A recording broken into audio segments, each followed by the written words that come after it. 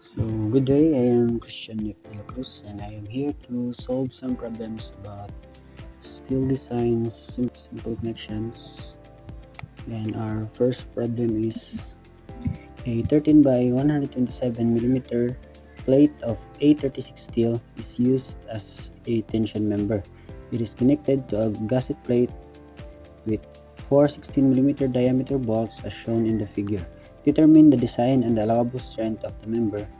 Note that A36 has an Fy of 248 MPa and an Fu of 400 MPa. So first, we'll get the nominal strength in yielding, LRT, or the load and resistance for design. So L RFD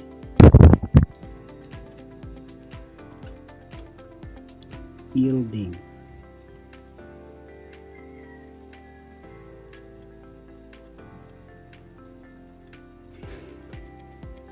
So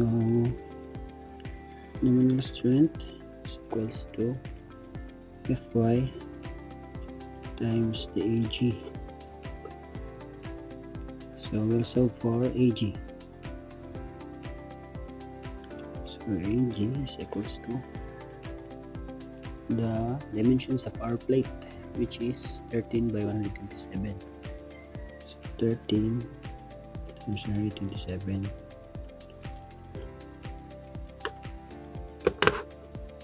So 13 times 127, it is equals to 1651 millimeters squared. So Pn is equals to Fy, which is 248 times our Ag 1651 1651 is equal to 248 times 1651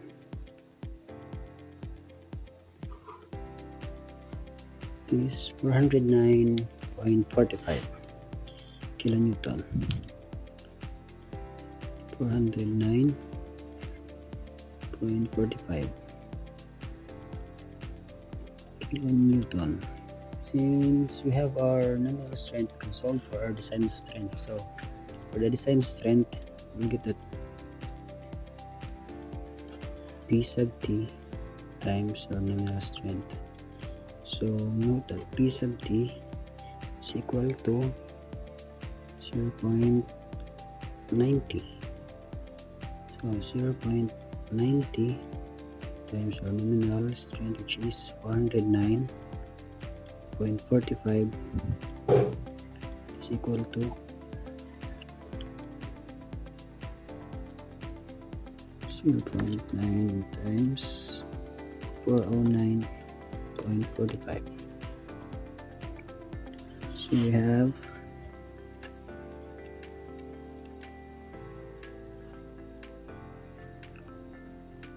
368.5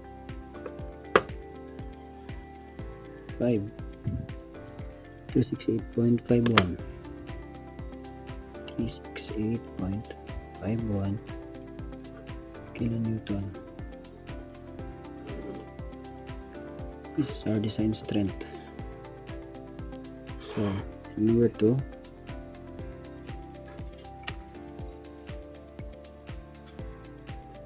we solve for the fracture.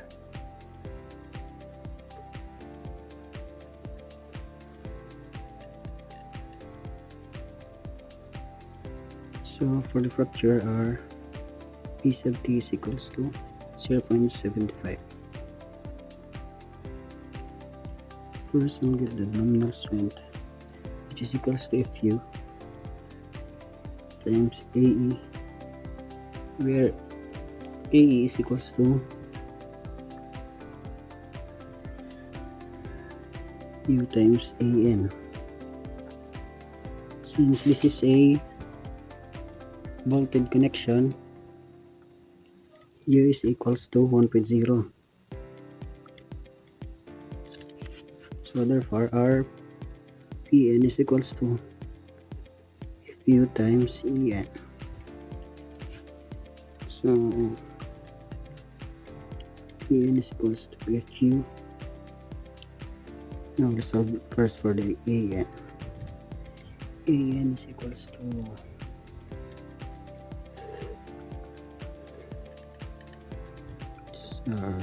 8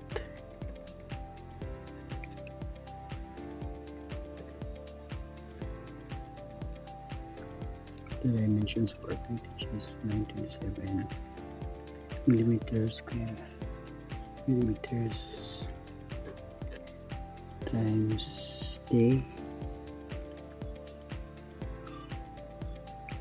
effective diameter of bolt,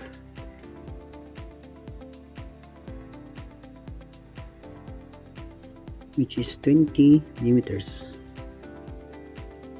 Effective bolt diameter is equals to 20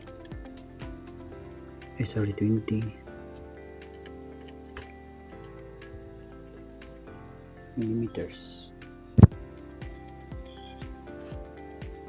So An is equals to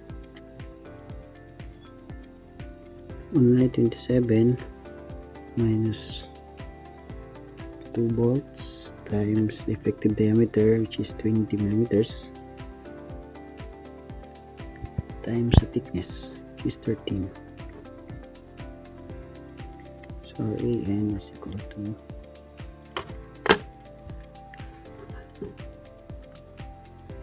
127 minus 2 times 20 times the thickness. We have 1,131.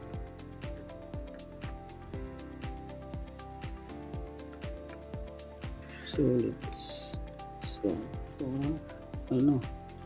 Pn should be greater than or equal to 0.85 of Ag. So 0.85 Ag is equals to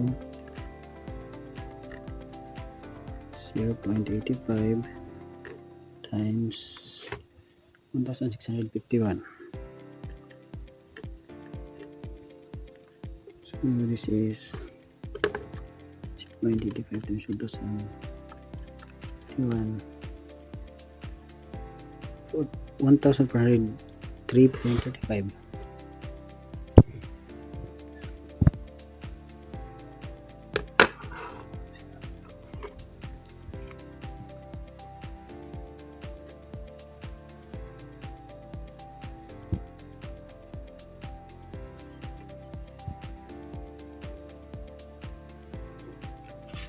So since our An is less than our Ag, 0.85 Ag,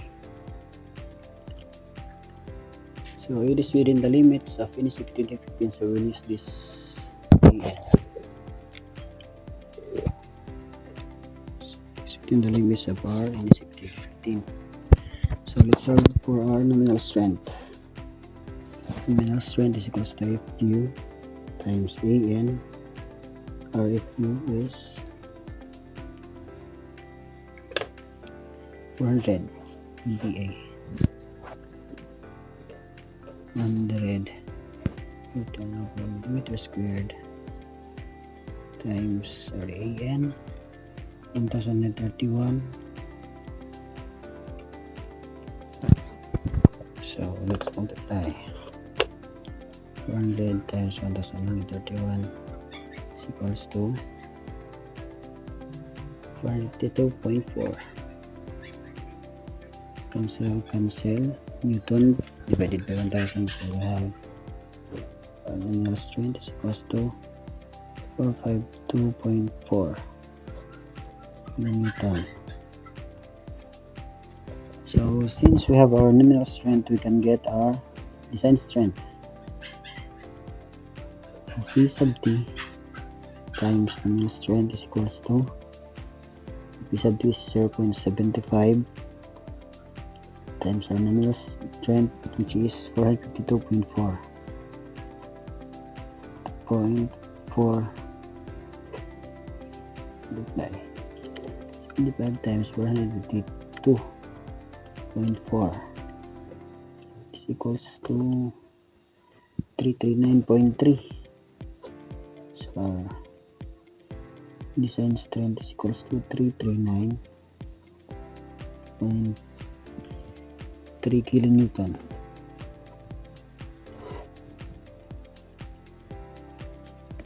So it's the lower value of our design strength, because if we'll use the higher value, if we apply, let's say for example, we'll apply 350 newton to test our strength, it will fail in our fracture. So let's use this, the lower value of our design strength, so this one. So let's move to the allowable strength, or AST. So for the yielding,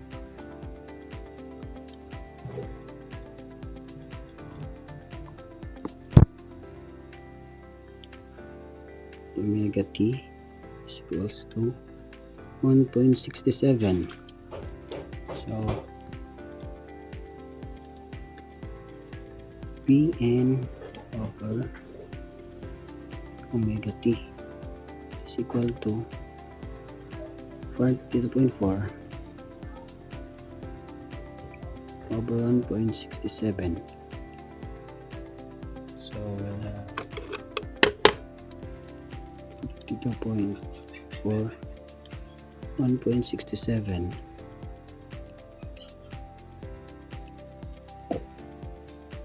270 is equals to 270.90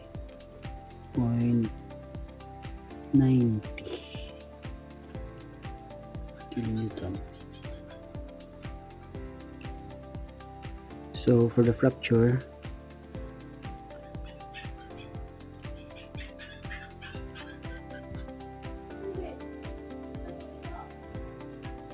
our omega T is 2.0. So Pn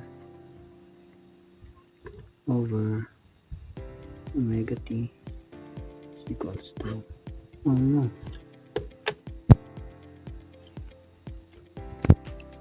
we've made a mistake. This is 409.45. So mistake, 409.45. So this is 145.18.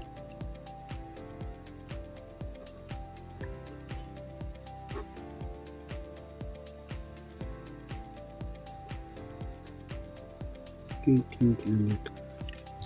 This is 452.4 over 2.0,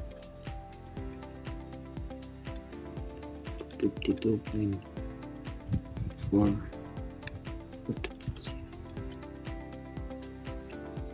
so we get to 6.2.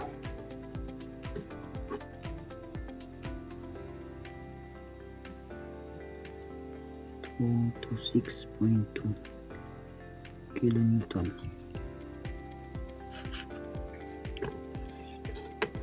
So therefore the design and the allowable strength of the member are the lower values, which are the 339.3 kilonewton and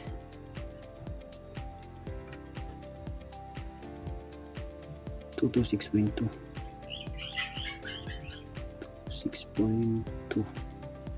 kilonewton.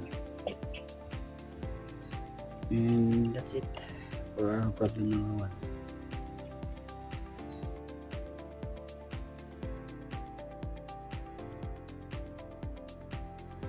So since we're done with our problem number 1, let's proceed to problem number 2. A single angle tension member at 153 by 153 by 13 is connected to a gusset plate with 60mm diameter bolts as shown in the figure. A36 steel is used. Determine the design and allowable strength of the angle. Note that Fy is equals to 1248 MPa and Fu is 400 MPa. So first, I already wrote it. Let's solve for the yielding. And note that the P sub t of the yielding is 0.90. Let's solve for Pn, or the nominal strength. Fy is equals to Ag. So Ag is equals to 153 times 13, the thickness, plus 153 minus 13 times 13. So 153 times 13 plus 153 minus 13 times 13 is equals to 3809 millimeter squared. 3809 millimeter squared.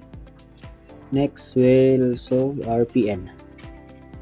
So Pn is equals to Fy, which is 140 MVA, 48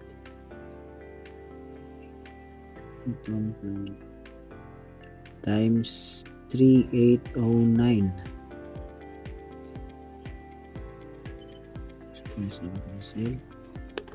So 248 times 3809 equals to, and divided by 1696. Wait, 248. My bad. It's 248 times 3809.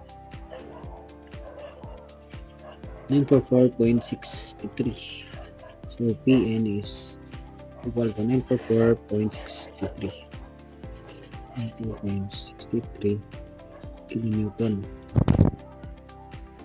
So since we have our Pn, we can also solve for our design strength. So P sub t times Pn is equal to 0.90 times 944.63. So 644. Sorry. 944.63 is equals to 850.17. So 17 Pn is equals to 850.17. 850.17 kilonewton. So let's proceed to number 2, fracture.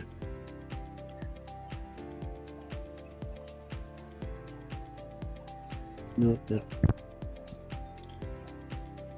P sub t is equal to 0.75. So solve for nominal strength. Nominal strength is equals to Fu AE, or AE is equals to U times AN.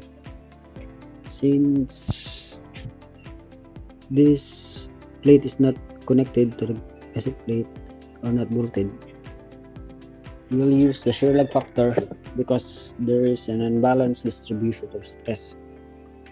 So solve for AN. So AN is equals to 3809 minus 2 times 2 holes times the bolt diameter, which is 20, times thickness 13. 3809 minus 2 times 20 times 13 So 3289. So AN is equals to 3289 meter squared. And let's solve for U. U is equals to 1 minus x bar over L.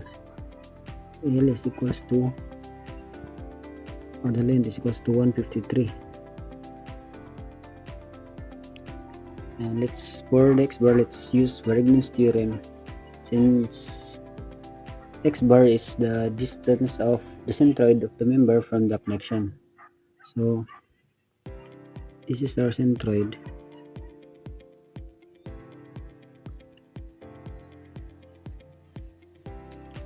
then this is our x bar.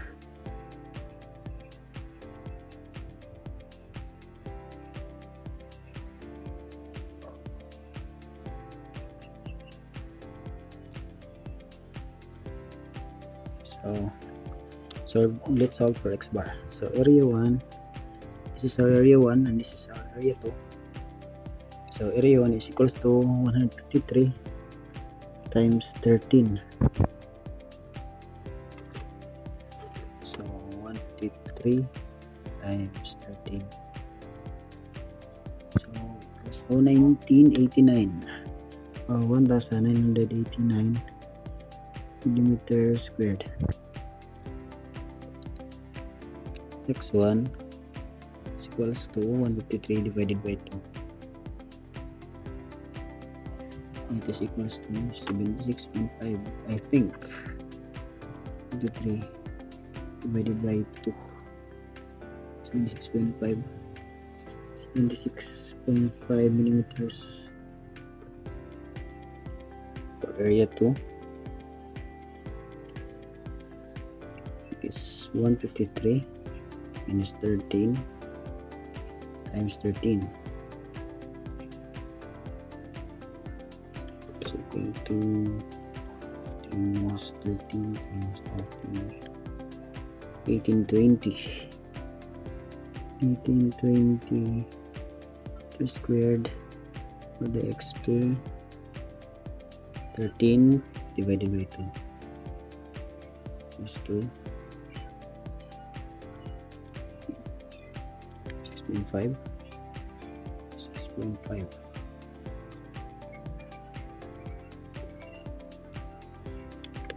So let's continue. So x bar is equals to area 1 times x1 plus area 2 times x2 over area 1 plus area 2. This will be 1989 times 76.5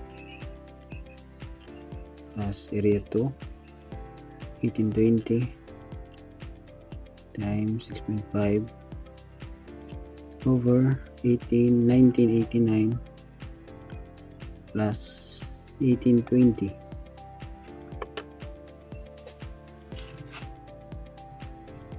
This will be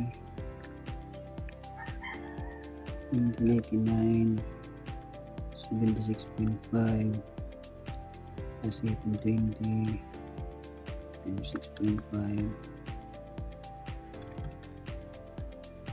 1820 43.05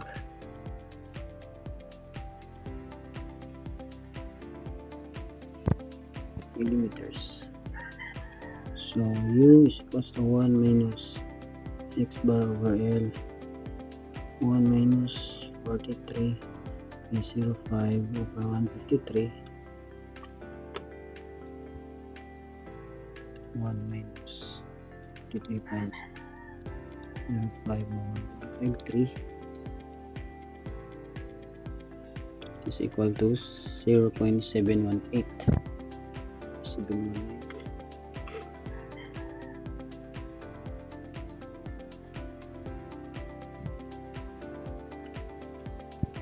So 109, and let's solve for nominal strength.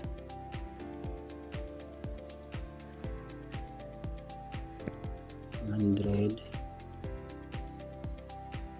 times 0.719 times 3289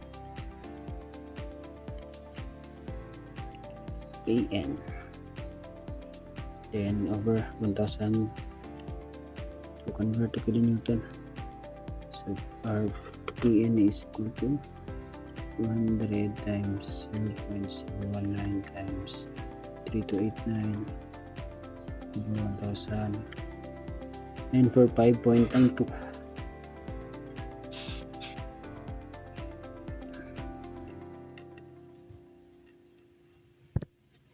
kilonewton. So since we have our nominal strength, we can also solve for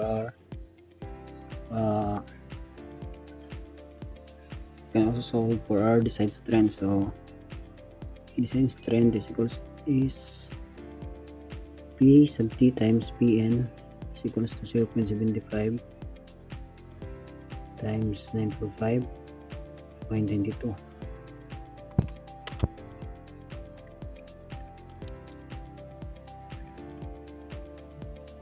Times 0.75,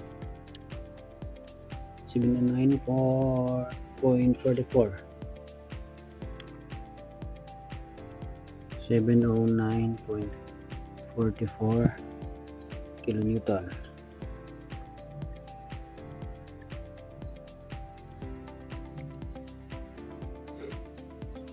So let's proceed to AST.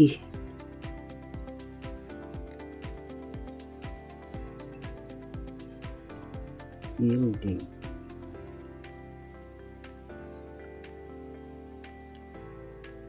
Let's note that our omega sub T for yielding is equals to 1.67. So Pn over omega T is equals to 248. I know 944.63. 944.63 over 1.67.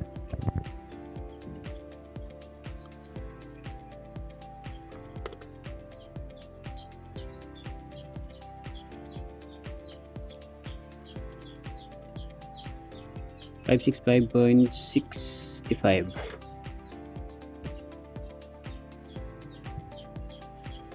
65 kilonewton.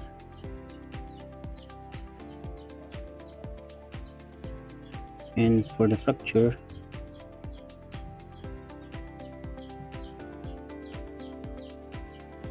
let's also note that our omega T is equals to 2.0. So Pn over omega T equals to Pn 945.92 over 2.0. 945.92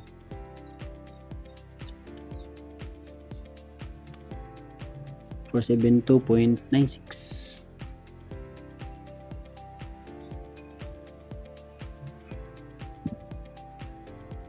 So therefore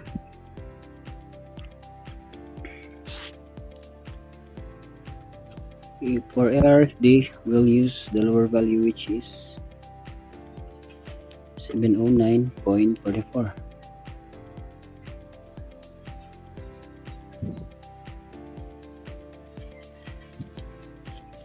kilonewton. And for the ASD we'll use 565.65.